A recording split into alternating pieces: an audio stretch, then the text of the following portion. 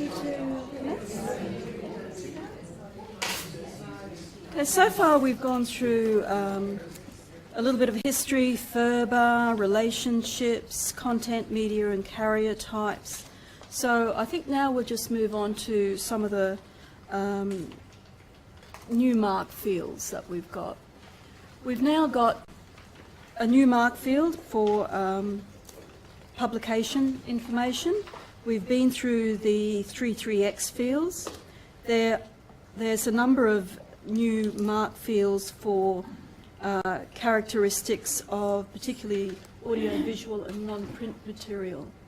And you'll find within RDA that a lot of the information that may have been coded within a 300 can now be coded in its own field.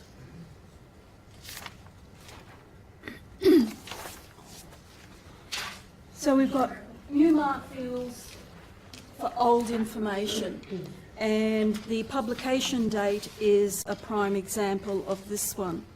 You can still use the old 260 field, but the 264 field and its various indicators and elements now gives a lot more granularity to the information that we code. So for State Library, we have decided to adopt the 264 field. We've also made the policy decision to always record the copyright date if it appears on the item, even if it's the same date as the date of publication. So that's our policy decision. Sorry, you're not putting the $C in sort of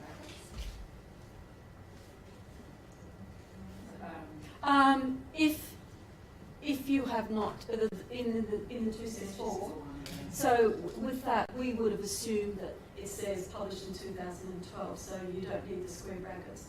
But if it didn't have a publication date, we would have put it in square brackets. So if that had only had a copyright date, we would have. Oh, actually, I've made a mistake there too. I'm sorry, I made a mistake there. Oh, yeah, that should be $C. In the that should be $C. That should be Yeah. I'll in the copyright should be $C. So earlier RDA records, the dates all on so I thought some of those changed. No, you don't have to put them. If it's on the item being published on a particular As opposed to copyright. yeah. Even if they're the same. Yes. Yeah. So if all that was on that item was the copyright date, we would have assumed that the date of publication was the same, and we would have put it in square brackets.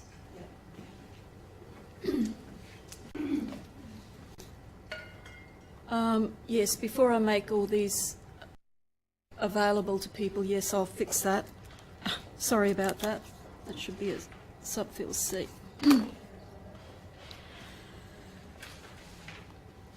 So with the 264 field and in MARC, now we have various indicators 1, 2, 3 and 4. 4 of course is a copyright.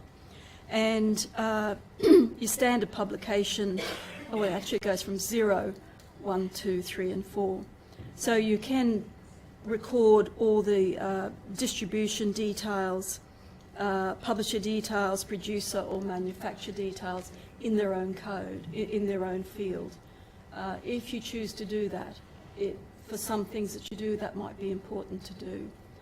But you can code that information accurately within the new MARC fields for RDA.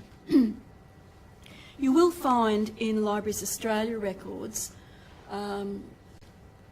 often you'll find a 260 as well as the 264 tags.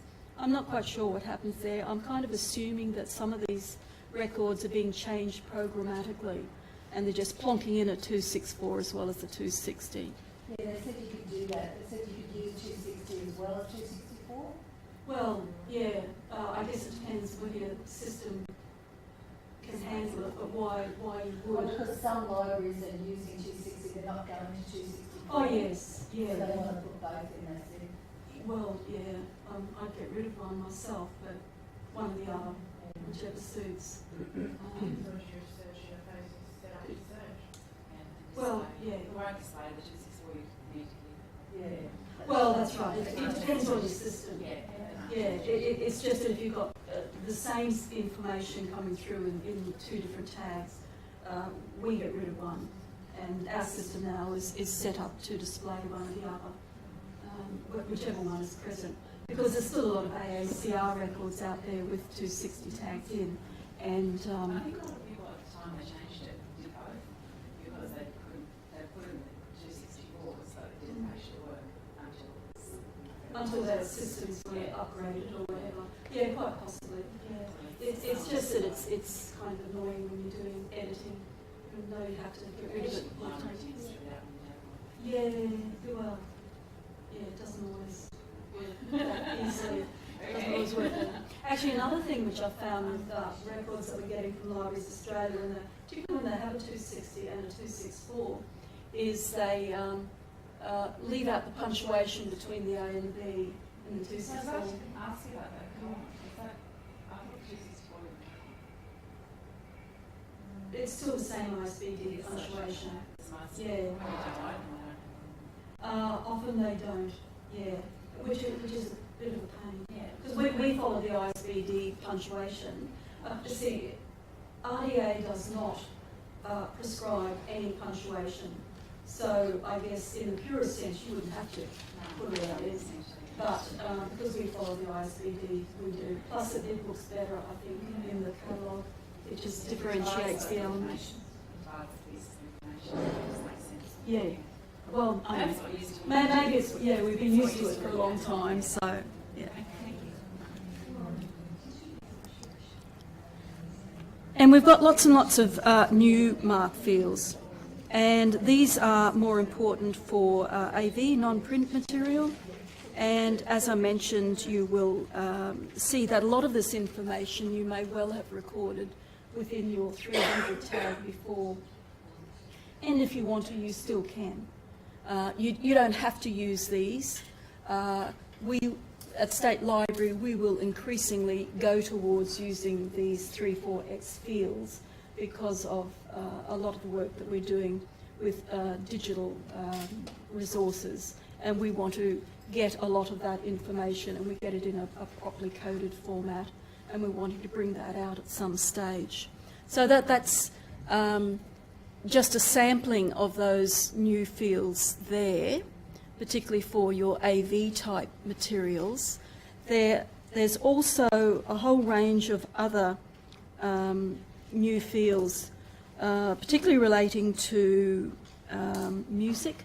You'll find if you do a lot of music cataloguing, you'll find there are a number of 300 fields. There'll be in the 38x fields relating specifically to music. So if you're a music cataloguer and you're used to doing certain information in a particular way, you will find that now that there's other coding that you can use if you wanted to.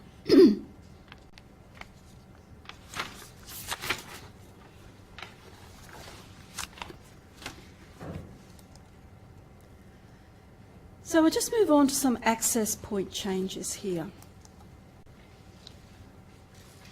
Now, a lot of this will still be familiar to you.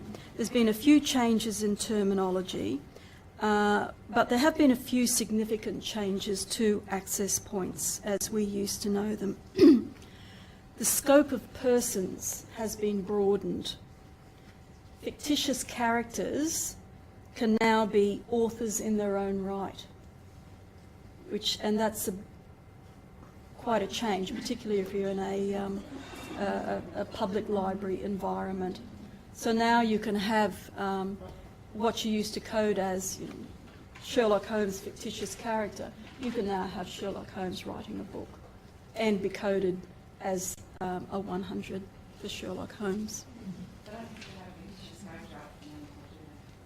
Not if you're doing it as a 100.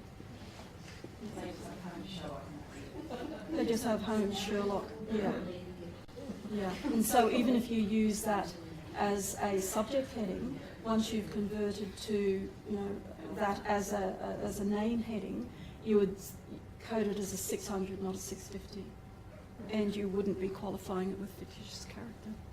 So I think that might be significant for public library areas. And because we do the cataloguing for our public libraries division, we've noticed some coming through now, going into the 100 file, going into the name authority files. And now we're wondering whether not having that fictitious character as the qualifier is going to upset the users in some way. Will they not understand what's going on?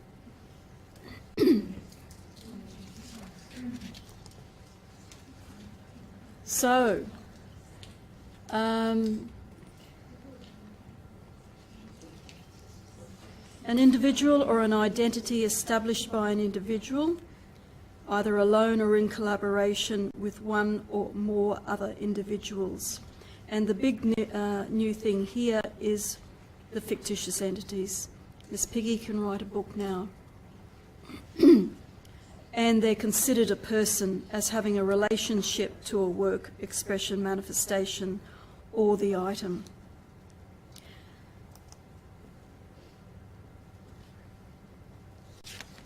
So that's just a few examples. So we've got our friend Poe doing her cooking books up the top. Ellery Queen, who's an accumulation of several authors, considered to be an author. And of course we've got dear Miss Piggy down there, and she would be entered as a 100 if she was to be treated as an author there. So they now go into the 100 fields, not the 650s. So that might be, for those of you in the public libraries area, that might be something to think about, how you treat that. Sorry? I thought they could. Oh, they can, so maybe it's like you could have animal or dog after. Oh, no, I don't know. I could find out see if there's anything on the lists about it.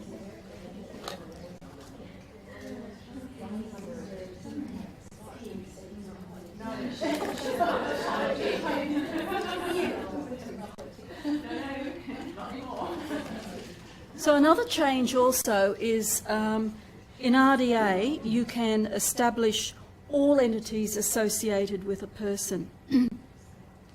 So this means that if someone has multiple identities, and once upon a time we just established one with references from the others to that one heading, now we can establish them all in their own individual right. And terms of relationships and terms of address have now become part of the access point. We used to, unless terms of address sometimes we'd use in some circumstances, but generally speaking, we used to get rid of things like junior and senior. We never used to use them, but now we're required to do that. So this is what we would do now. So as we've got Sacha Baron Cohen established as himself, also his identity as Ali G, and also his good friend Borat. So now we would set them up as individual entities in their own right, and we would simply do references from the appropriate C reference for that particular heading.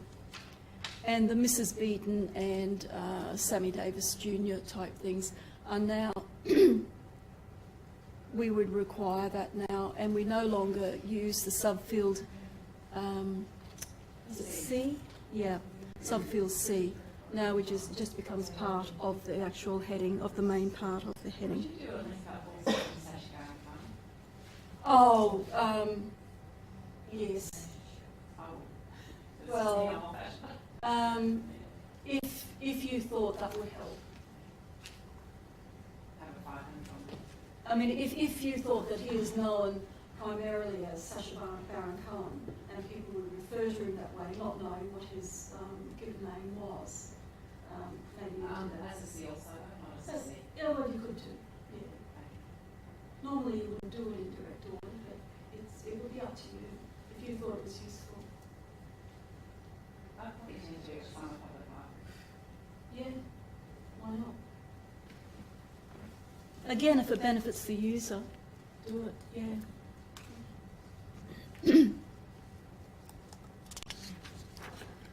Now, changes to dates for persons. We no longer have all the abbreviations. So no more cents, CAs, Bs, Ds and FLs, flourished. I've always liked using flourished, but no longer. So cent becomes century, and CA now becomes approximately, which makes a lot more sense, I think, for the user. The B and D dates are now, you can either use born or died if you must use them. The LC policy, unfortunately, is they're using hyphens. So if you've got someone who died in 1829, we're just putting in dash 1829 rather than died 1829. We're actually following that, the LC policy, but for you, if you decide not to, you can just use born and died. FL becomes flourished, so we just put that out in full if you choose to use flourished. LC policy has been, rather than use flourished, they use active. And that does make a lot more sense, I think. Yeah.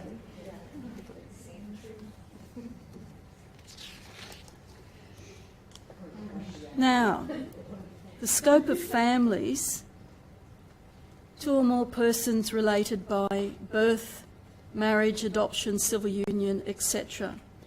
This is new because families now can be considered creators of their works themselves. So we can code families as 100s, and this makes a lot more sense particularly for archives and museums, but it's not restricted to them, because I don't know about you, but we get an awful lot of family histories. Often they're written by one person, but sometimes a whole family might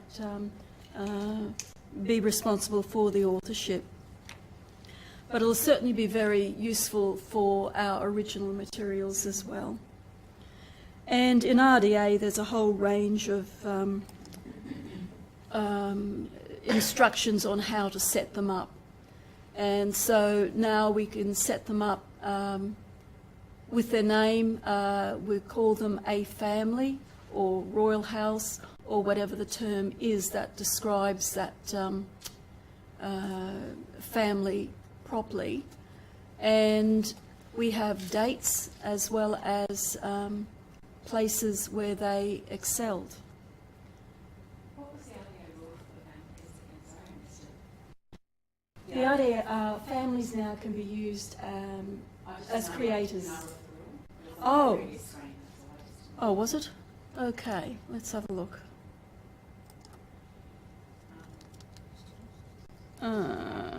Roll of family. It's chapter 10, I think, in RDA. I'm not sure.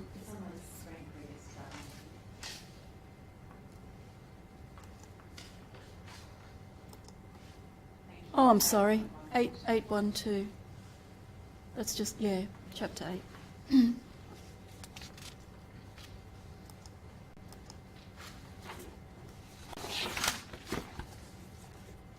So in setting up the family as an access point, the preferred name of the family is core. You can put down the type of family, like royal house, the dates that it was in existence, a place, particularly if you need to distinguish from, like for instance the one up the top for Kennedy, if you wanted to distinguish that Kennedy family from another Kennedy family. And you can also set up the prominent family member as well to distinguish that particular family. You can't use this setup as subjects, though, at this stage. It's only as creators. So if you had a book about the Kennedy family, you would still use your 600 as Kennedy family. So you wouldn't set it up like this as a subject. Corporate bodies. Not a lot has changed with corporate bodies at all. It's mostly the same. Again, there's more detail. In RDA, we do get lots of examples, and there have been some changes to the conferences if you're setting up authorities for the conference names. We're no longer abbreviating department, and actually in AACR it wasn't abbreviated, and abbreviating it to DEPT was a Library of Congress rule interpretation. They decided to do it, so most of us followed suit. But now we're not, so we're in the process of going through all our headings and all the departments that we have and changing it to DEP, ART, MENT. So that's quite, for those who have lots of headings for government departments, that could be a significant amount of work for you if you're wanting to change it.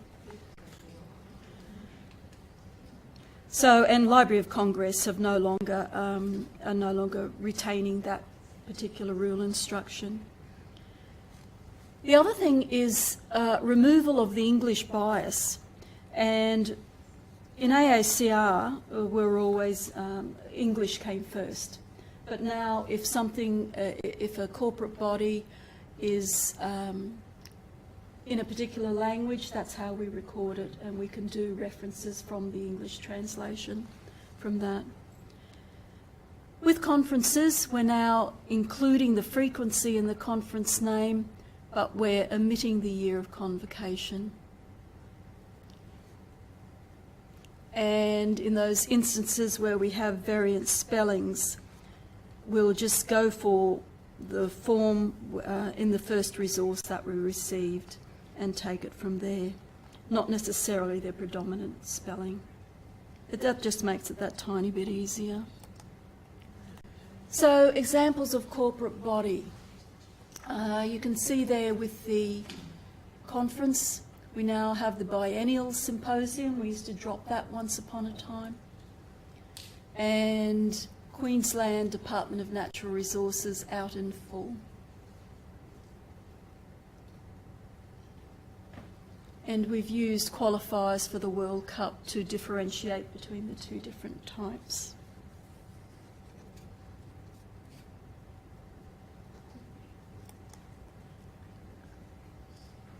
Place names and access points.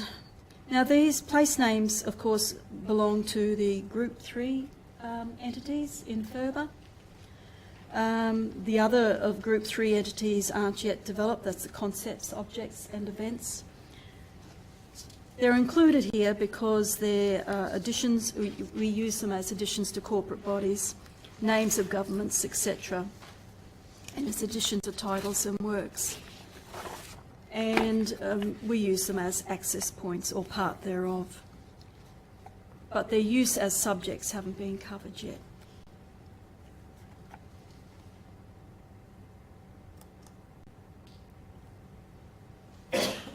Again, we have the key difference here is language. So now we will record it not necessarily in English. If the actual name is not in English, we will use whatever is there. Or we have the choice. So we can record it in the language that's there, or we can record it in the language preferred by the cataloguing agency.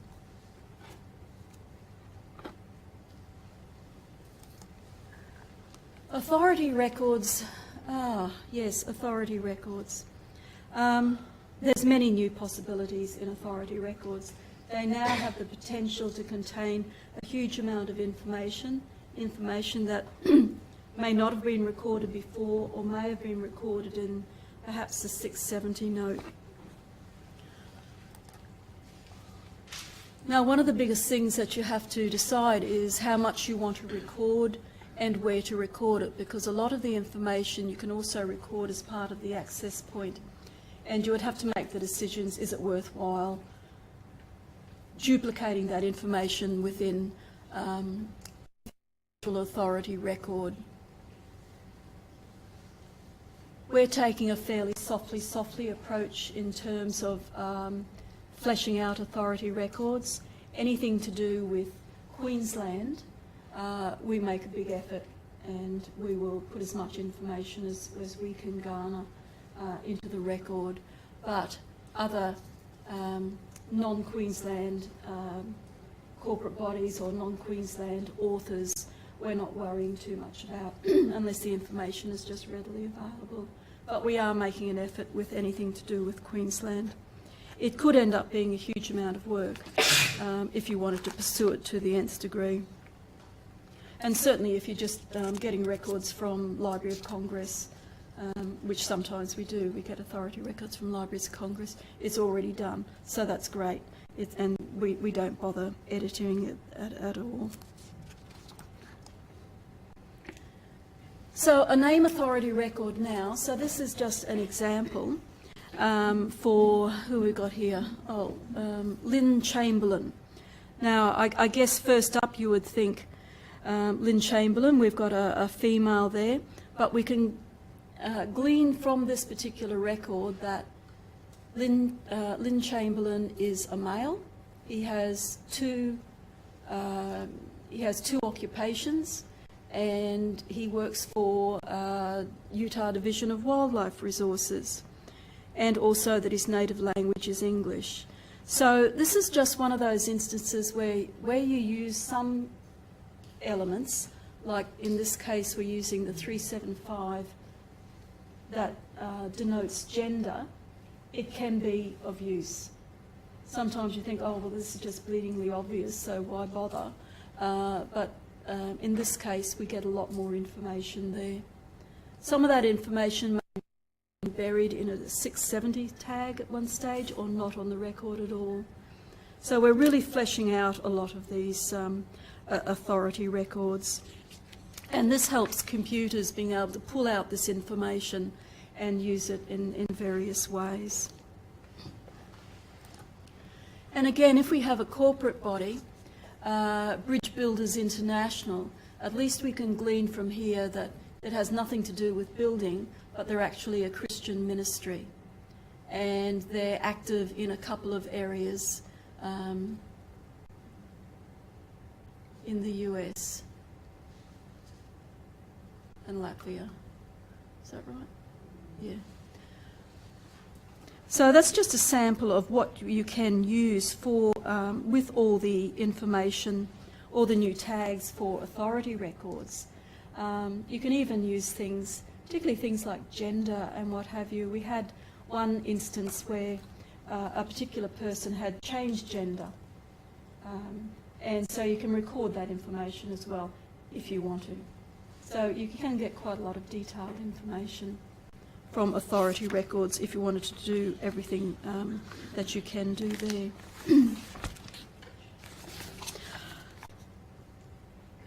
I just want to take you through very quickly how to identify RDA records, and then we'll have a look at the RDA Toolkit. So this, I'm hoping, will just bring together a lot of what we've been talking about this morning. So when you're looking at records that you might be importing from Libraries Australia or from wherever, how to quickly identify whether it's meant to be an RDA record. Can I just say that there's an awful lot of hybrid records out there. They look like an RDA record, but they're not quite right. They're not quite right. The main thing for an RDA record is how it's coded in the leader and how it's coded in the 040. So the combination of the cataloguing form in the leader, where you use ISBD punctuation rather than AACR or any of the other options there.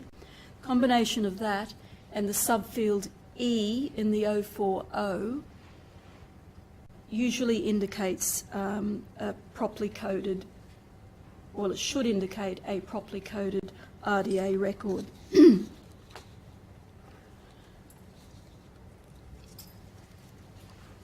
However, as I say, you will find records that are coming through that will have that, and you'll think, beauty, I've got an RDA record, but then you'll find out as you go through the rest of the bibliographic record that things aren't there. So also to distinguish an RDA record, no more GMD, it's no longer there. And in its place, it should have the 336 fields, 33X fields. And a pure RDA record, you would be using a 264 rather than the old 260.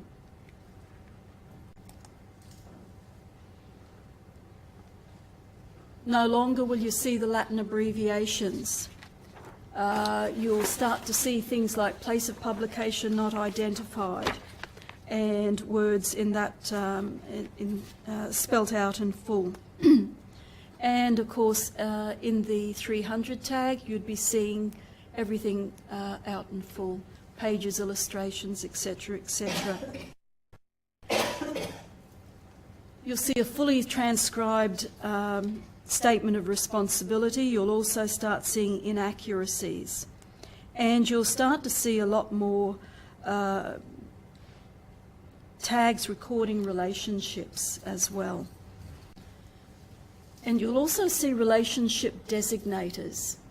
So now we define what part that person or that body played within producing this item.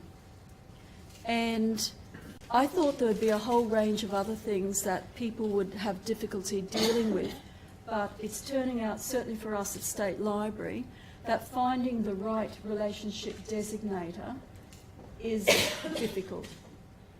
And we're starting to spend, I mean, sometimes it's straightforward. It's an author, it's an editor, it's an illustrator, they're straightforward. But particularly when we get into the corporate bodies and we're wanting to give them an access point, but we want to define the sort of relationship they've got, it's becoming, it's not as easy as it seems with that.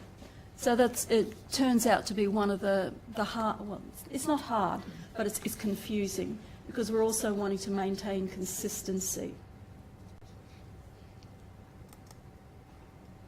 So with an RDA record, you'd be looking for your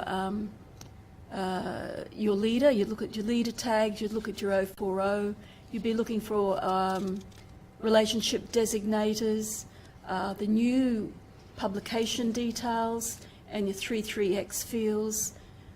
You'd also be looking for where it was relevant. You'd be looking for extra added entries and also extra information, particularly in relationship type fields. Sorry, it's me again. You again? I'm sorry. You're using the 4 as well as E for the author and the coding. Yeah, that was probably just, I'll just go back.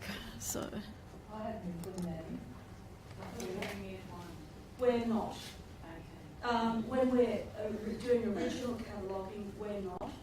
This was an imported record, and a lot of them are, and we're not bothering to edit them out. But for our policy, we're not using the 4. So you prefer the E? We just use the E. Yeah. We will. But that will be up to you, you know, how you want to go down that road. Your slides, are we going to get copies of this? Can we get?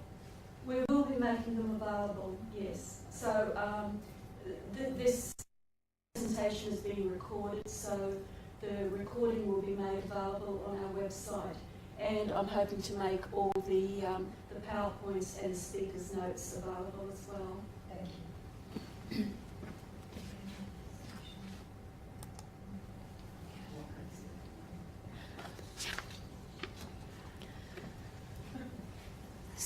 what have we got here that we haven't spoken about? So we've got examples of the edition, first Australian paperback edition, so we put that out in full. We're using relators like author, publisher, sponsoring body, relator terms. And we have a 300 tag that's quite explicit. And down the bottom we've got some relationship terms, the 787s there. They're likely to cause a little bit of difficulty, I guess, because now we have to talk in terms of, in FRBR terms of, this has revised, well, what has it revised? Has it revised a work or has it revised an expression? So you have to be able to identify that as well. If I can just, it's not mandatory that you use structured coding like this in RDA. If you want to put that into a general note, that's fine. I'm finding that a lot of records that we're getting, there seems to be more of a tendency towards using a very structured note for these relationships, but you don't have to do it. I can see why libraries are doing it, because later on systems will be able to make use of those areas more so than a plain text note.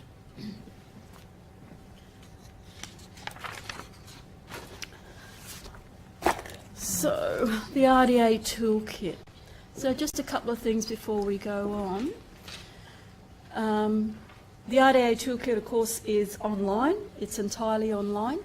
There is a print version available if you wanted to get hold of that at all. It's going to be updated probably yearly. At the moment, it's only up to 2013, and there has been a major update to the online one just very recently. But the updates should be available in print in a few months as well.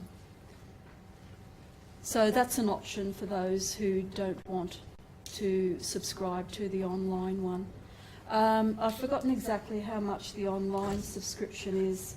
It's something like, I don't know, $200 odd to $190 per user, depending on how many users you have.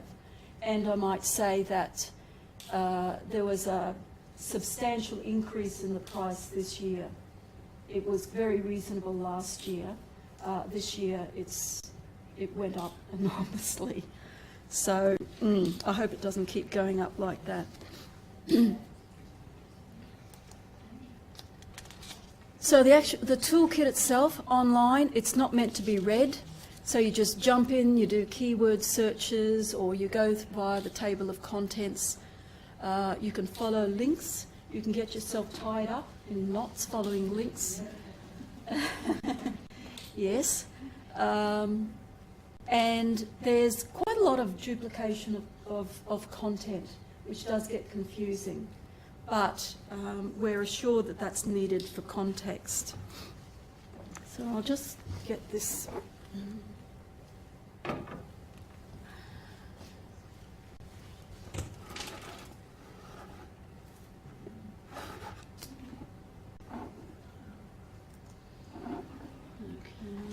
just log out of there. It's gone off by now.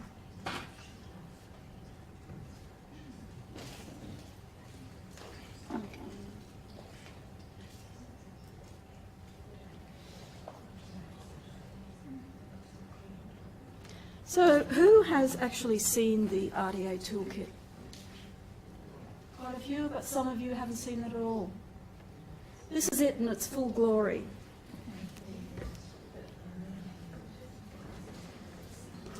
So over this side you've got the table of contents, and that's very important. And this is, and on the other side you've got, this is where all the documents load.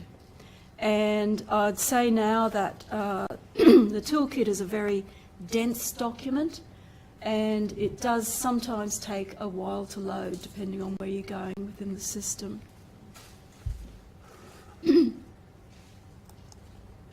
you'll notice that it's structured via, excuse me, it's structured according to FRBR terminology. You will spend probably a lot of your time with manifestations and items, because generally, mostly what you're cataloguing will be a manifestation or an item. But you will still need to know where to find out information that would normally reside within the work area or the expression area.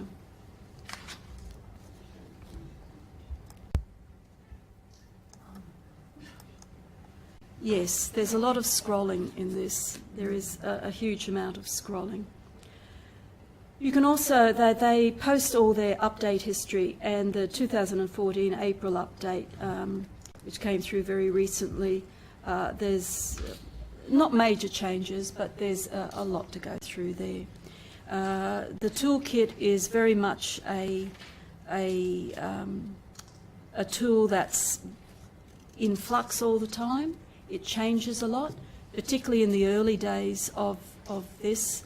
We were having trouble keeping up with all the different changes, particularly when we were trying to track things like the Library of Congress rule interpretations. They seem to change on a daily basis. We'd go in one day, there was a rule interpretation, or a policy statement as they're called now, and it'd be there. The next day it had gone, and that made it difficult.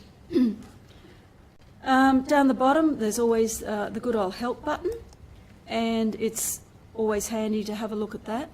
And it has quite a few handy things about navigating, creating profiles, search tips, etc., etc. So rather than waiting to the last minute, I suggest if you ever get round to using this, that you have a look at the help pages first up. So we have a search box here. We have a quick search. We have access to an advanced search here. And we have login buttons. There are two ways to log in. It's IP authenticated here, as you can see up here at State Library Queensland, so it's recognising us here. But you can also log in manually. You get a username, password, as an institutional login, but you can also get a personal login as well. And I'll go through the benefits of a personal login later on. It gives you more functionality, and there are various things that you can do when you have a personal login. I haven't used them to any great extent, but in the back of my mind I know that they're very useful, and I plan to in the future. So I'll just load something here so you can see what's going to change up here. So now we've still got, this remains constant wherever you are, this top menu, but now we have more things here. So we've got find URL. You can select the language now. This is a fairly recent development. If you wanted to see it in French or German, that'd be fine. You can see the screen in 2 different languages, if that helps you at all. Previous hit and next hit, that's fairly standard when you have a range of results. This is something called sync talk. That synchronise the table of contents, which is handy at times when you're scrolling down in the document pane and it gets out of sync with the table of contents.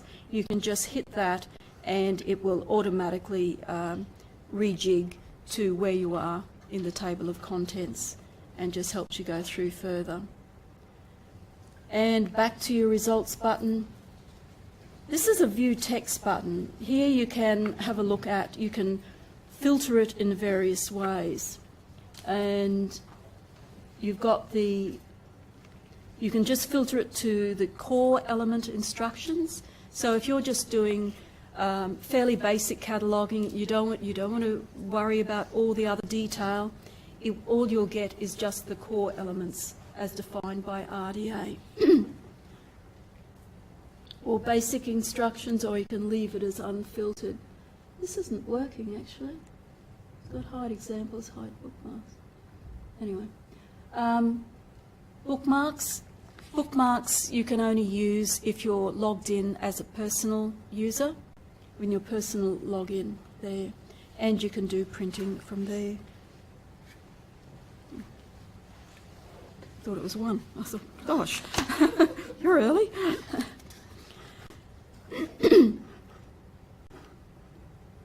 Up here you've got 3 tabs. You've got RDA, absolute heart of the toolkit. This is where all your instructions are. And of course you can just open up, and with every area you have a general instructions.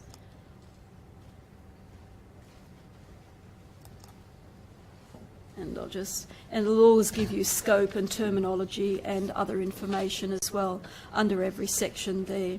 So, and again, you will find, as I've mentioned before, you'll find constant reference to what the users need.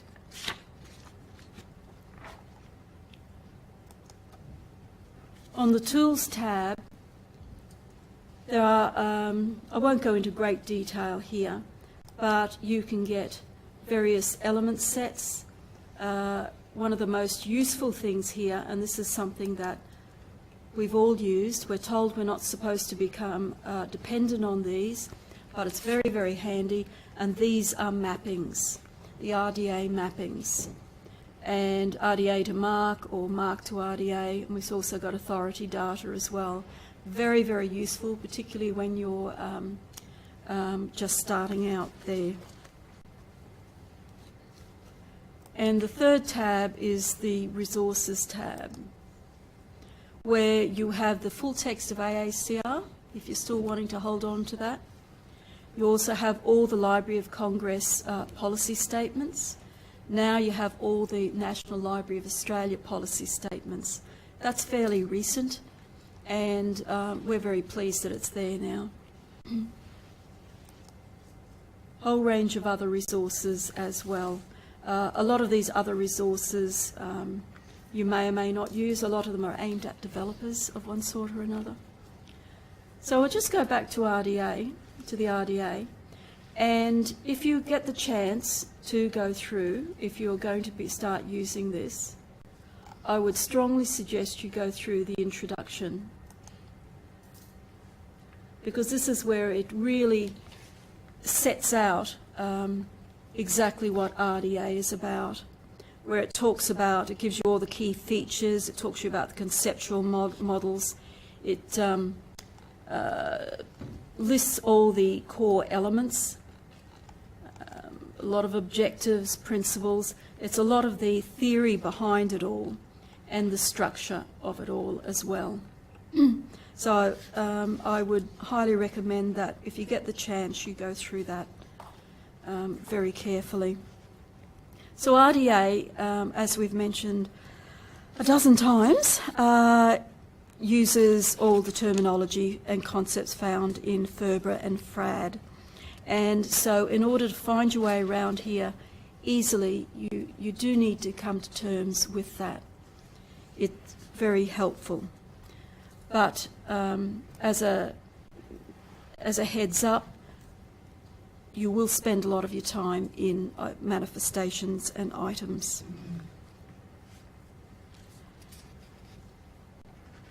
So there are a number of ways of just finding a way around. You actually have you have 2 parts. You have the recording of attributes, which is sections 1 to 4. As you can see, you've got sections, and then you've got chapters underneath that. And you've got the recording of attributes, so that's a lot of the descriptive data that you would be using, and some of the access points. And the biggest part of it is the recording of relationships. And so coming down to section 5 to 10, that's all about relationships. So that's how important RDA finds relationships there. And initially when you come in, you might find it difficult. You've got sections and you've got chapters within there, and how you identify those particular ones. But after a while, you just start talking about the actual chapters and the parts therein of those chapters. Also, what you have here, you have a glossary and you have appendices. The appendices are important. You've got capitalisation, which is similar to what you had in AACR. Abbreviations and symbols. There's not as many as what we used to have. Initial articles, we've had that in AACR. Record syntaxes for descriptive data, that's where you'll find all the ISBD punctuation. And so if you need that as a guide for doing how to set out your catalogue records. And various other ones here too. Another couple that you'll be using a lot of will be relationship designators, both the I and the J's and K's there.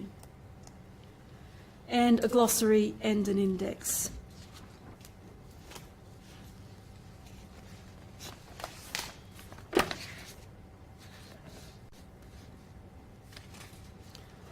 So I'll just show you a tiny bit of searching. So you can do this as a simple search.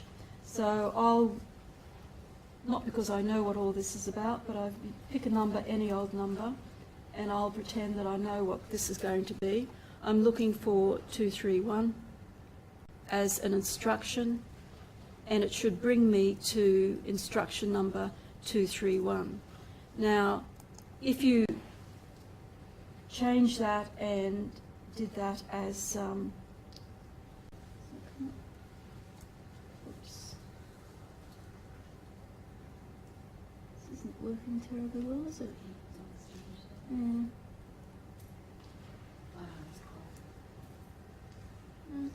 Doesn't like this at all, does it?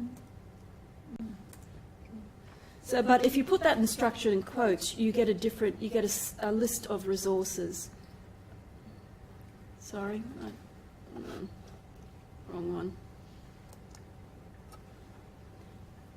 You get a list of results, and all of those results would have referenced that particular instruction number. And you can go to them as you see fit. You'll find they have little icons. The little red ones are basic instruction.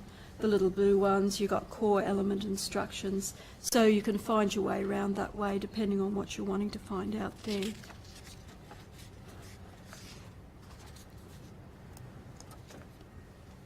So again, you can just do a keyword and you'll get a list of instructions, results, sorry. And all your keywords will be highlighted, and again you've got all your icons to tell you what you want. And over here it also gives you lists, it takes you over to the glossary and index as well if you wanted to go there. And and you're going to get a different, come on, this isn't working very well at all. Yep.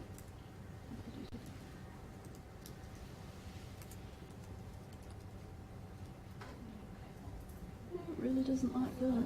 No. And of course, if you're going to use title proper as a phrase, you're going to get, did that do it? Yeah. You'll get a different list of results there.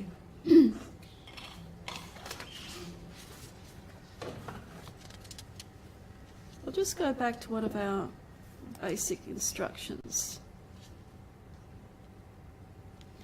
Because RDA is so dense, it has to chop it down into all different page numbers. And you can navigate through the pages by using your buttons there or just clicking on the pages. Anywhere within the RDA Toolkit, you have links to a whole range of different things. So you have a link to glossaries, anything that's under the browny red colours, you'll have a link to the glossary. So that will just take you straight to the glossary there. That gets a bit difficult to navigate, particularly when you're new to it. You tend to get lost. And it also gives you a link to the last time this was updated as well. And it sends you off to other rules, depending on the instruction that's there. Lots of examples. You can hide the examples. So this up here, it gives me the option to hide the examples. If you're not wanting to go through all the information there, you're not interested in the examples, you can hide them and you can get through it a lot more quickly. Personally, I like the examples. The difference here with the examples in RDA is you just get the example of what they're talking about. You don't get it in context. You don't get anything that happened before or after within that particular string. So all you're getting here is purely just the title.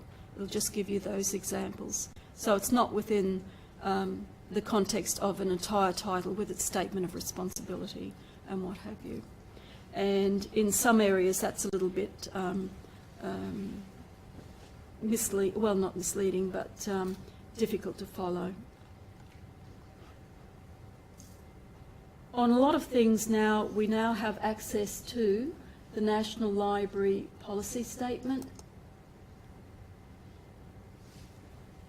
And so this takes us over to, you would have noticed that it's taken us over to the Resources tab, and it's telling us what the National Library are doing on that particular rule. And it's a similar thing with the Library of Congress Policy Statement as well.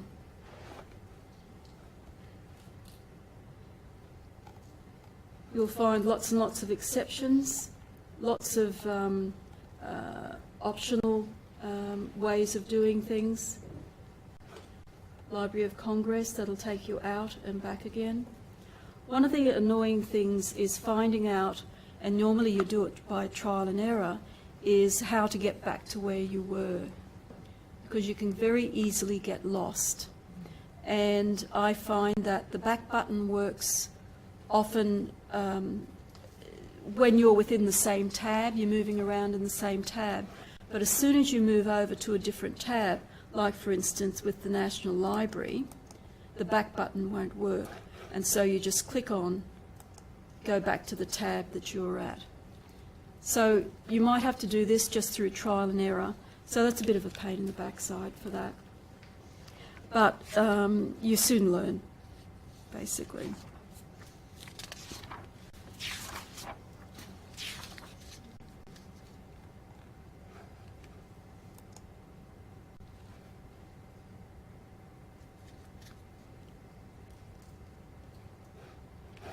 Now we'll just have a look at the mappings, and one of the things that it's very useful to use is the mapping, particularly the MARC to RDA mapping.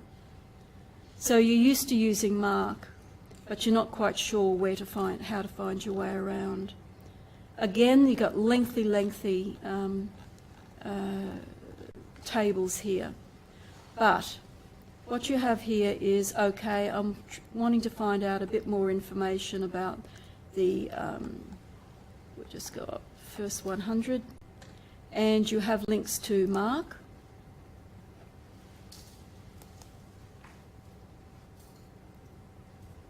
So it'll open up another window and it'll plonk you straight into the MARC, MARC 21. And you can do your MARC cataloguing from there. It gives you the link to the actual instruction. It's still loading.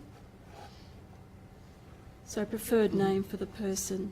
I'll just point out here that core elements are always noted within RDA. So it'll say that it's a core element here. If it's a core element, if they will also say this will be a core element under these particular circumstances. So it'll give you instructions all along the way from there. So this is a very, very handy thing, particularly when you're first starting out. And you also have the RDA to mark. So if someone has given you an instruction number and you're wanting to know what the equivalent is to mark, you can do just the reverse there as well.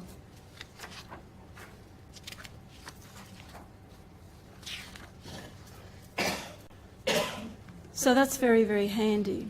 Examples of RDA records, that will just take you out and you'll get a lot of the Library of Congress examples of MARC codings and MARC codings with the RDA as well. But you don't have to be in the toolkit to find that.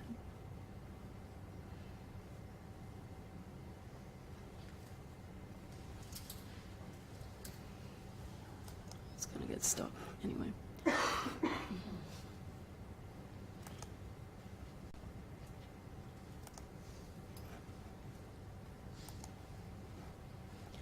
Workflows, you can establish workflows for training, for other cataloguers. We thought about this initially. We haven't progressed this particularly far at all. I'll just show you what can be done. Where is it?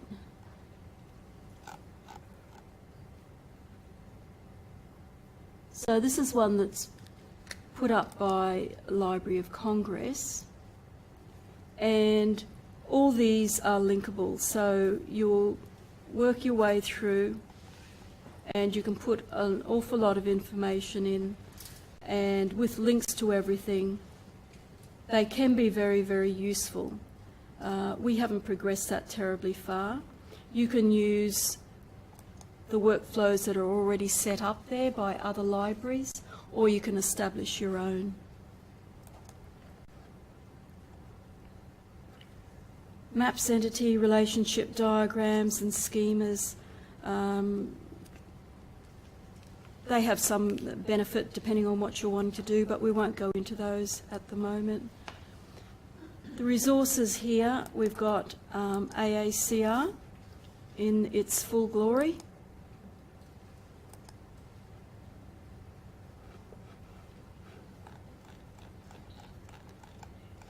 So if you're missing AACR, it's here within the toolkit. And as I said, the Library of Congress policy statements and the National Library of Australia policy statements as well.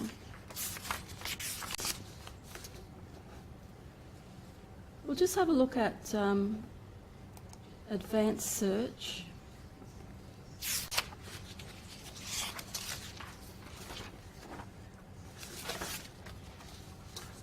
Here you can do an awful lot more.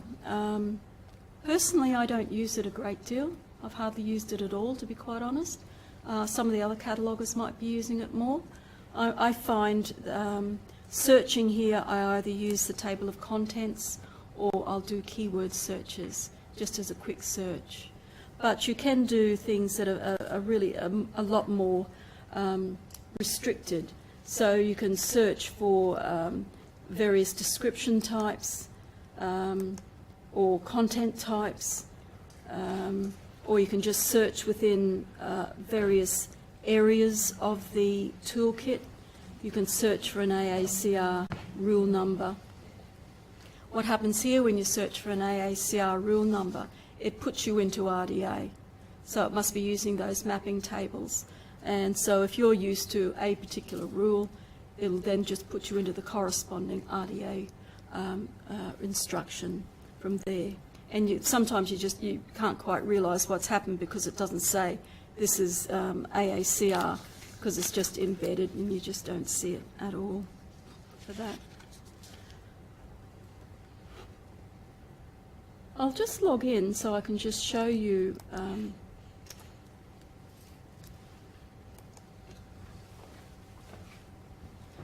this is when you log in as a personal user.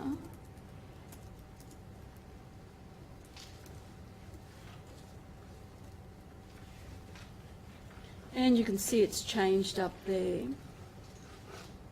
And I'll just go somewhere and see what happens. Now, one of the things that you can do when you log in as a personal user, you can save your searches, you can save a number of things. You can also do, you can add bookmarks.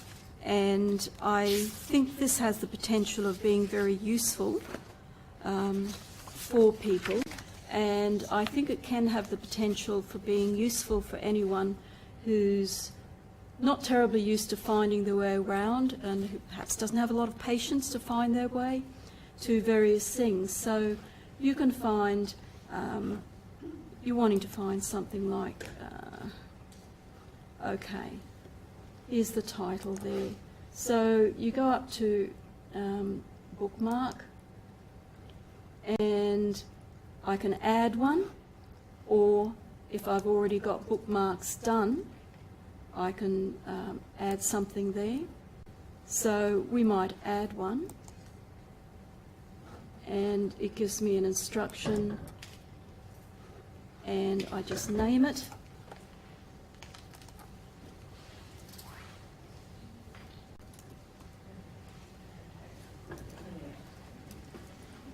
For 5 tag, I can make an annotation if I want to, and I can set it. You can also share it if you wanted to with other people. And what happens is it puts this little thing here, this little bookmark there, which tells you that it's bookmarked, and it highlights whatever information you may have put on there. So if you're elsewhere and you're thinking, okay, now how do I get back to my title? You can go to bookmarks. It says go to bookmarks, and this will get a listing there, and you can go to it.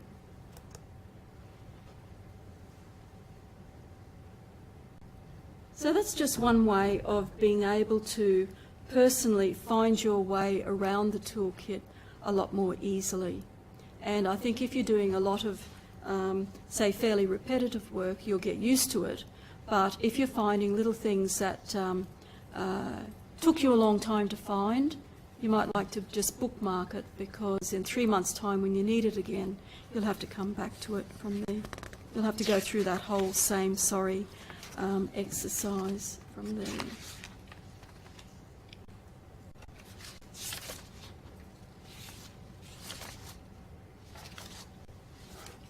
And with the bookmarks, you can also go into your profile, and it tells you all the saved searches. If you save any searches, the bookmarks, you can save workflows and maps, and you can also do some toolkit settings that help you and help you personally there, which is very handy. You will find as you go through the toolkit that there are a lot of links to various other products, and unless you actually have a subscription to a number of other products, the links won't take you through anywhere. You'll just get an error message, or it won't let you through. So you can manage those links here, and if you don't care about any of these, you can just get rid of them and update it from there, so that they don't appear. They just clutter. They just clutter the screen.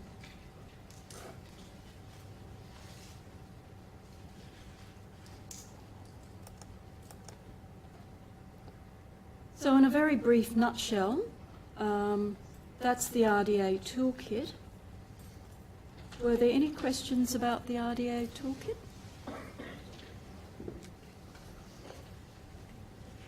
No?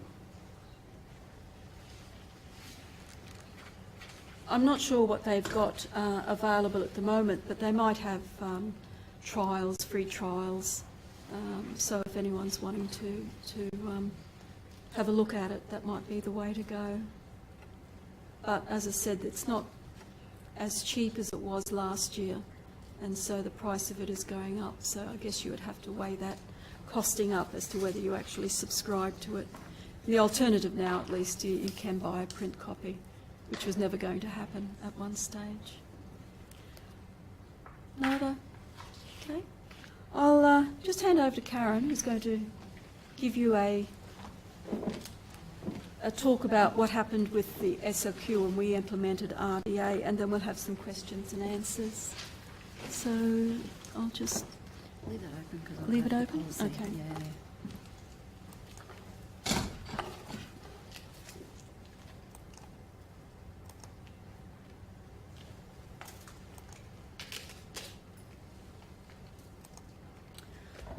Okay, it's going to be just a very quick presentation. I'm just going to talk to you about our experience with it. So Letitia's gone and talked to you about what RDA is. So I'm just going to go through and tell you how we went about what we did with RDA. So just a quick background on description services at SLQ, so you've got an idea of where we're coming from. SLQ has a mandate to provide a leadership role for libraries in Queensland. One of our guiding principles is to share records as widely as possible. And therefore, we must create records to the highest standards so that they can be shared across a wide variety of platforms. And we do have a practice of following the examples that are set both by the National Library of Australia and the Library of Congress. So from our point of view, it wasn't very so much of should we go with RDA, it was more when do we go with RDA. What we have here at SLQ in the terms of the resources that we do describe with the John Oxley Library, which is our Queensland memory collection, we're talking published and unpublished material, we're talking a large amount of legal deposit, we're talking maps, we're talking posters. We also have material from the Australian Library of Art. And, oops, too far. We also have our information collection, which is our general reference material, which is reference, non-fiction. We're also talking about print and we're talking about E. So we're describing a very wide range of material. We're describing realia, we're describing digital material, digitised material, born digital material, a huge range. We also, for our public libraries division, we're also looking at records for fiction and non-fiction for public libraries. So we're talking at a slightly different level of description if we relate it back to the old AACR2 levels. We're looking at a much lower description here of records because it's just to get the fiction books and the non-fiction into the libraries, and they don't stay there very long, they rotate quite quickly. So we're talking and adults to picture books, so a wide range of reading levels for the public libraries. We have at the moment 3 databases. So we have our South Bank Collection database, which has over 1 million records in it. We have our Original Materials database for the John Oxley Library Original Materials, which is about 10,000 records. And we have our Public Libraries division, which has over 200,000 records. So we're talking about a large amount of legacy records that we've got that will be in AACR2, perhaps AACR1 as well. So why did we go to RDA? One of the main reasons was, again, because we do have to share, that we need to maintain a consistency with national and international descriptive standards. It's going to work for me now. And before we even got to the point of moving too far into the project, there was a minimum level of description set by Libraries Australia and for Trove that was based on the new RDA standard. And because we contribute our records to Libraries Australia, which then go on to Trove, we had to start looking at creating the new records with the new standard. We wanted to keep pace with the major national bodies, so all of these major national libraries went to RDA quite early, some of them in March 2013, certainly most of them by the end of the first or second quarter of 2013. So with our planning, we developed a project plan way back in November 2012. We had a number of components for that plan, training being the highest priority and the biggest component. We were developing our own RDA policies. We needed to work out what we were going to do with our current records. We also needed to take a look at how compatible our systems were with RDA. Could Voyager actually be able to deliver what we wanted in the context of we have new MARC fields that go along with new RDA elements. Can Voyager actually accommodate those? Could our front-end system actually be able to display the new components that we were putting in? And we also needed to have a look at what we wanted to do with our authority records. It wasn't just our bibliographic records, it was our authority records as well that we needed to have a look at. So with our training, we broke it down into, there was a number of things that we wanted to do with our training.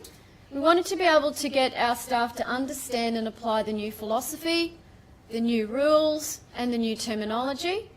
It wasn't just a matter of saying, here's the RDA. We actually had to get them to understand what the new terminology was that we were looking at. We also wanted them to understand what we were talking about with the relationships. Because we've already heard this morning that relationships is a big part of what is behind RDA. We needed them to understand what RDA meant in the context of completing a MARC record. So that there were new fields for new data, there was new fields that we could use for existing data, there were new subfields and codes within the subfields that we needed to apply. And that we were looking at using different fields, using the fields that we had before but in a different way. We had to get them to unlearn the old rules, that the rule of 3 no longer applied, that you didn't do what you used to do with inaccuracies that you found in a title, etc. And that you had to stop using abbreviations and what this meant for what you had to do as a cataloguer. Just before I move on to policy, so we went through our training over a number of months. We broke it down into different sessions. Most sessions had some kind of hands-on. Most, yeah. Yeah, we felt that it wasn't any good just standing there lecturing our staff. The only way they were going to learn it was to actually do some hands-on exercises. We were very aware of the fact that we wanted to do this training very soon before we crossed over to RDA. We didn't want to do it 6 months out and then have them forget it. We also made sure that our training actually meant that they could still get their own work done. And we wanted the training to get them to a point where they felt comfortable on the day that we shifted across to RDA, that they were comfortable in sitting down and starting out with creating RDA records or recognising a good RDA record. And that was part of our training as well, is that we actually went through finding a record on Libraries Australia and understanding, is that an RDA record? Is that still an old AACR2 record? Is that some kind of smush up between the two of them that would need fixing before we brought it in? Or was that an RDA record that wasn't quite right, that you still needed to do a bit of work on? And that was something that we spent a bit of time on, making sure that they were comfortable in what they were bringing in. We also realised early on when we started looking at the toolkit ourselves that there were some policy decisions that we were going to have to make so that we could get consistency. Now within RDA there's a lot of exceptions, optional additions. There are places where the cataloguer gets to make their own decision, and we needed to make sure that what decisions our cataloguers were making were going to be consistent for the whole of SLQ. We were guided by the Library of Congress policy statements. At the point that we were creating this policy, the National Library had not put their policy statements out, nor was it available in RDA. And we've always been an LC policy statement house. We've always looked to the Library of Congress policy statements for guidance on how we catalogue. And we've actually gone through with our policy, and it covers every decision point in the toolkit. It was a long, involved process. I know, I mapped it. The plan was to review it quarterly. We are doing a major review now, because now the National Library has put their policy statements in. We're actually now going back, and I've almost got through the process until something else hit me, of looking at the decisions that we made originally and looking at the National Library's policy statements and see if the two match, and highlighting those that don't. So we'll actually be going through it and doing a major review now. And there's also just been a major update to RDA as well, so the timing was pretty good. So over the next few months we will be putting out a new version of the policy. It ended up being 50 pages long. It ended up being longer, yeah. And it's designed to be used as a reference tool. It's not something that you sit and use every time you catalogue. It's when you get to a point in the toolkit where you feel you need to know what decision do I make here, you can go to the policy and have a look and it will guide you. Now, I'll just pop out of this for a second because we have made it available to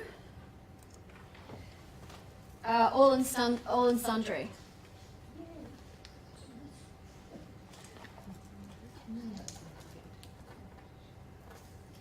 Don't want to go to what's on.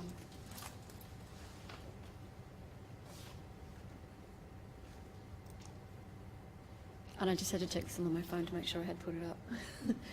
If you go to About Us and go to, don't do that. I personally don't like our website, can I just say? Just shh, don't tell anyone. Go to Corporate Information. Come on, go to Corporate Information.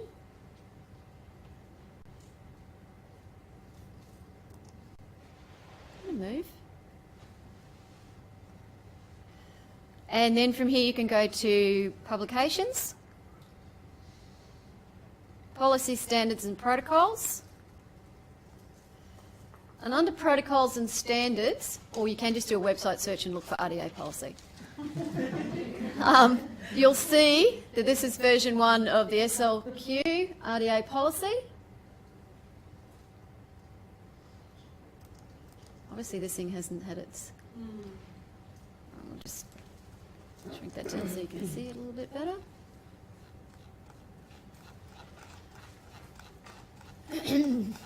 As you can see, the contents is quite long.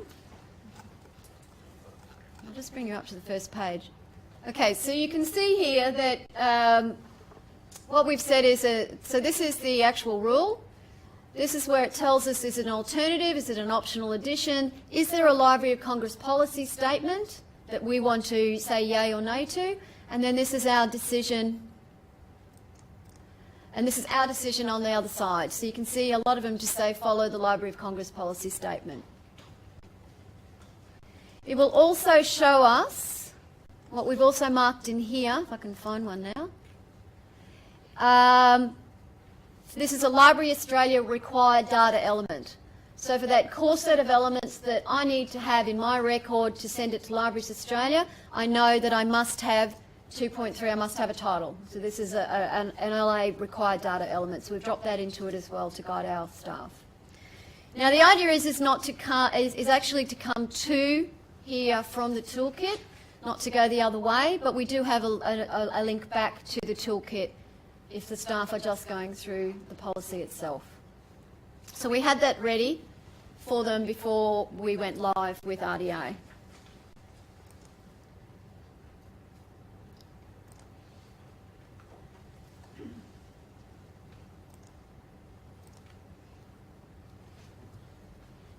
Oh, that's yours, not mine. Wrong one. Right one back. That'll be that one, won't it? Okay, what we also put together was a MARC coding practice. Because we do different levels of description depending on the collection that an item belongs to, we felt it necessary to let our staff know what they needed to be doing with either an imported record or a record that they were creating.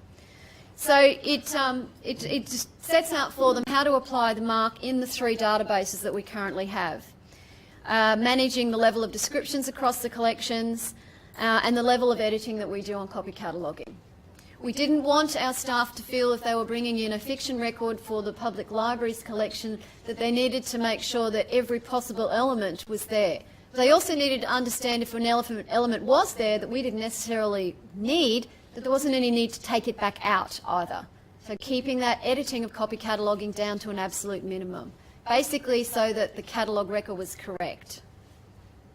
That we don't put out, we haven't actually put that out to the public because that is very specific to our needs and it wouldn't be particularly useful to anybody else.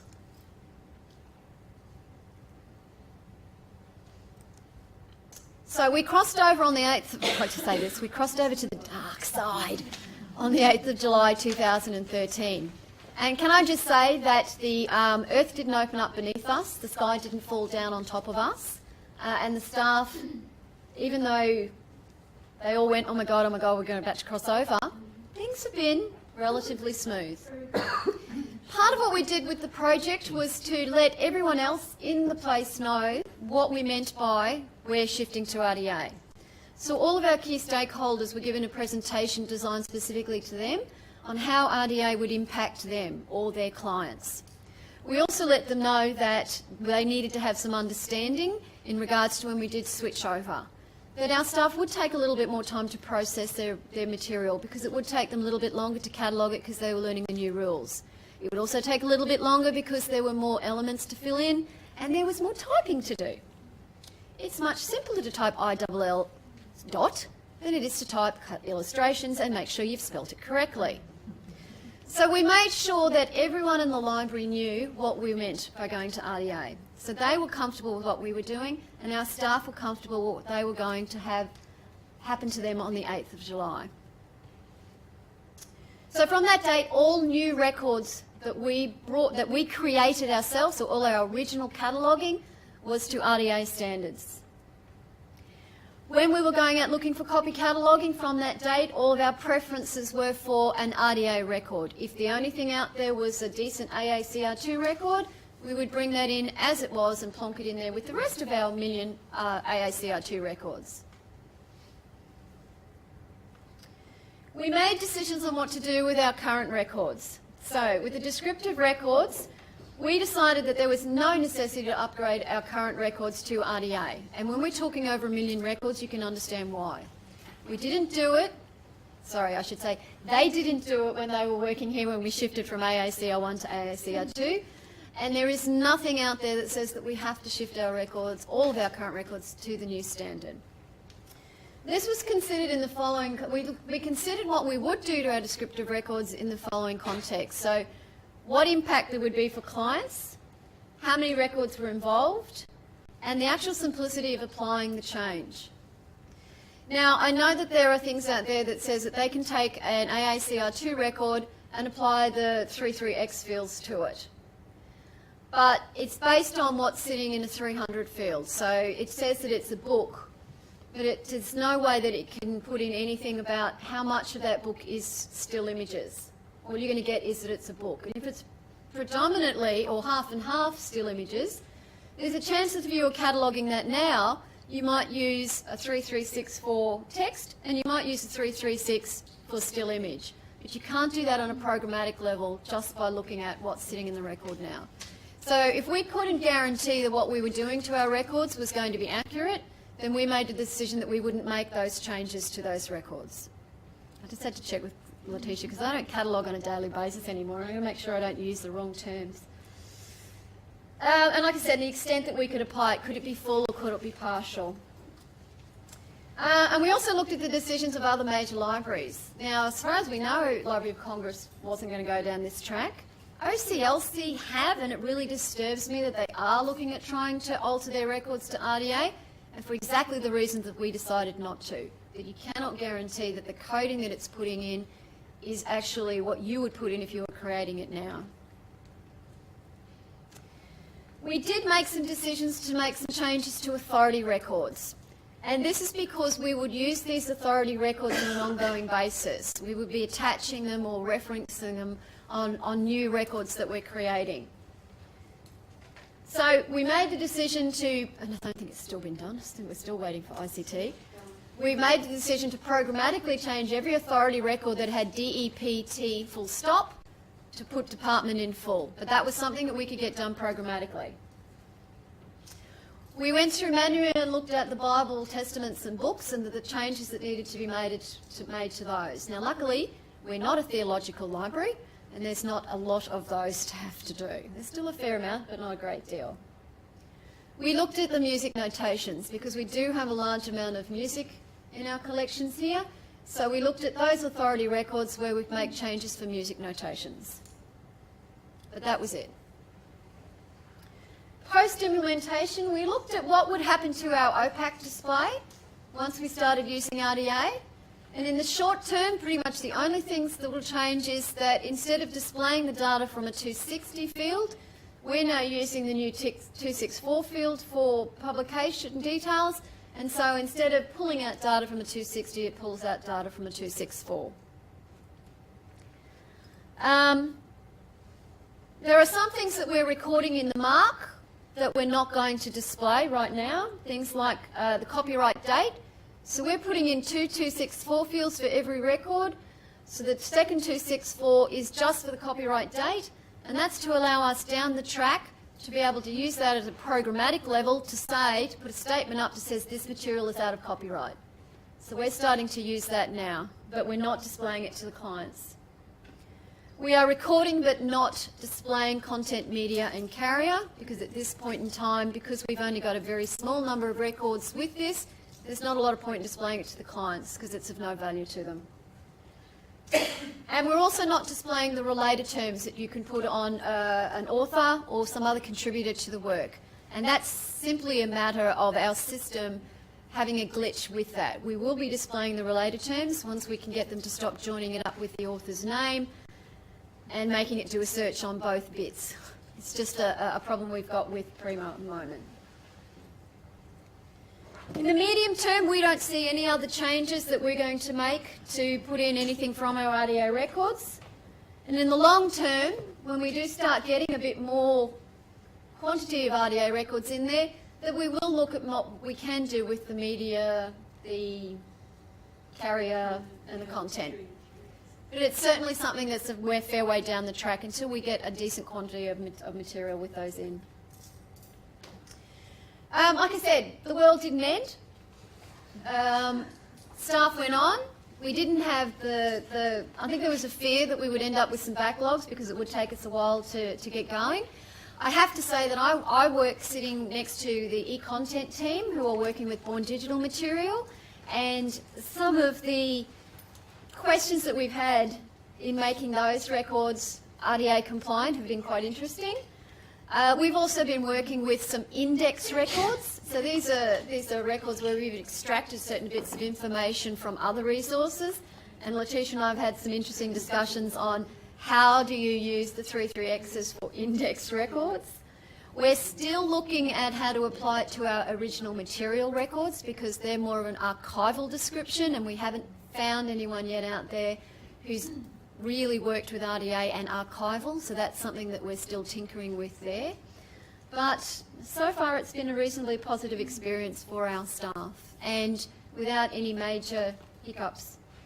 We also went, again quite early, and I should have mentioned this earlier, that we actually went, the reason we went with it last year rather than sort of waiting a little bit longer is that we're now at the very beginning of a project to change systems.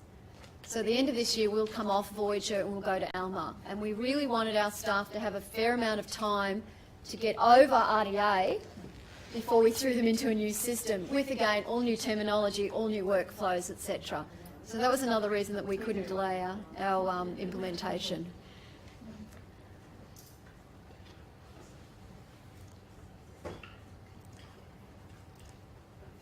So now, it's over to you guys for questions, for either me or for Letitia.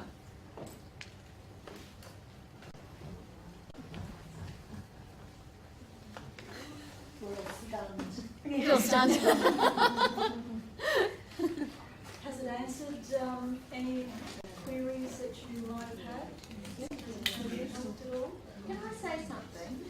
You're talking about the indexing component, and that's, as a corporate library, that's something that we're very interested in working through, how we're going to have all our authority files and our connect access points and everything for that kind of content. And it'd be really cool if you have decided on how you're going to do that, if you share that at some stage. It can depend too on, I think our biggest question was that some things came out of microfilm and how to sort of relate that back to what you do in the index record. And then some came out of newspapers. And then some came out of something else. So it was trying to understand that you're cataloguing, you're describing an index record which has come from somewhere else, and just the how to sort of marry the two together. Yeah. For content and for the Carrier. Yeah, because you had all these different things impacting on it, and it was just confusing. So are your decisions in your policy document? Or? Not those ones, no, because they were really just at a very, very basic practical level. And because one of the other things that we've actually started doing is because we're looking very heavily now into digital preservation, and we tried to do an audit of what we had in the collection in terms of electronic or digital content using the records that we have now, and found it really difficult to know what we've got. One of the beauties of RDA and the new MARC fields is that we can now put in that this disc, which we would have just put in before that we had a 3.5-inch disc, that this disc has this many files and they're in this format and they're this size. So we've actually started doing a lot of that for our Born Digital material, which is really going to help us down the track. And I think most corporate libraries in that same field, in that we're digitising a lot of records. Yep. So yeah, I think RDA does give you the capability to add a lot of value. Yes, it does. Yeah. We'll let you know when we've written the policy.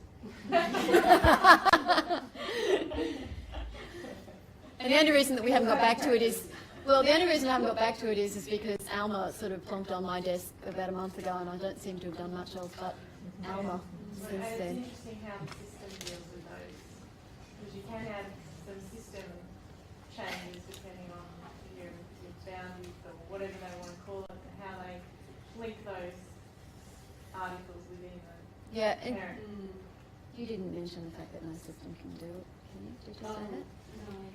You do realise that apart from, I think it's VTLS, there is actually no library management system, including the one that we're going to, that actually allows you to create records at the 4 levels. There is no system that will let you do a work, an expression, a manifestation or an item. So everyone is pretty much in the same boat, that what we're creating is not a strict work or expression or manifestation record, it's a smush up. Oh, it's a blended record, which means then there's no point in actually having a user interface that can break it down, because it can't break it down or set it out in the way that it's intended to set it out, because you haven't got those there. And even if the system did allow us to do that, we actually don't know how we would apply that to 1 million records that we've already got there. How do you decide which is a work and which is an expression and which is a manifestation? It's another reason for us not to retrospectively go back, because all you're doing is creating 1 million smushed up records. You're not creating true FRBR material, you're just creating a whole lot of smushed up records for the sake of it. But you would expect a library management system at some stage to be able to say, display this field, but if that field's not there, display this one, and in time have quite a rich catalog. Well, it would be nice to know. I mean, we actually posed the question to our vendor that we're going to RDA. We got told Voyager will have the fields that we need. What we wanted to know is what will Alma have, and they just said it's in development. Yeah. So I think they're all thinking about it until someone big insists that it be done. And I mean, OCLC is doing their own in-house anyway, so they're not going to help us out. So until someone like British Library or Library of Congress says, hey, we need a system that will actually allow us to do this properly, then the rest of us, pretty much small fry, are never going to get a system that allows us to create it. But then I'm hoping it's after I retire, because I don't want to have to go back to the million records and sort them out. And I'm sure Letitia is in agreement with me on that. Yes, a lot of people used to joke that RDA stood for Retirement Day Approaching. And can I say nobody retired? They all stayed on. I'm not sure what's going to happen after Alma, but they stayed so far. What we're going to do is, because we have your email addresses, we're going to send you out, hopefully by the end of the week, a link to a SurveyMonkey survey, where you can let us know, now that you have a better idea of what we're talking about, you can let us know what are the next sessions that you're most interested in. And then we will then use that to guide us in what we will offer you next. Now, this session was broadcast live streaming. That won't happen again, because what we're looking at now is that the next sessions that we offer, there will be a fee. Here's my phone. There will be a fee, which means better catering. Ours is us today. But we'll also be looking at mixing them up. So a bit like what we do with our stuff, some sessions will just be a talk, some sessions will be hands-on, some will be a mixture. So we will be looking obviously at doing that here at State Library. It does make it a little bit difficult, particularly for what we need to do. We can record sessions and people can tap into those and pay to tap into those. but it's the hands-on that we felt was the most important for people to get to. So once we get an idea of where we are, and once we get a little bit further down the track with what we know we're doing in Alma, there may be a small possibility that we could go out, but I'm just going to say at this point it's a very small possibility. So we'll see where we go from there. But can I just say there won't be $720 a day. You've seen the Lynn Farkas ones.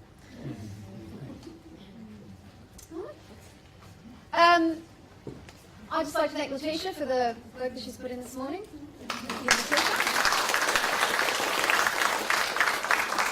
And thank you all. I know you're all very busy. Thank you for taking your time out to come and attend today. I hope you got lots out of it. They're putting it on.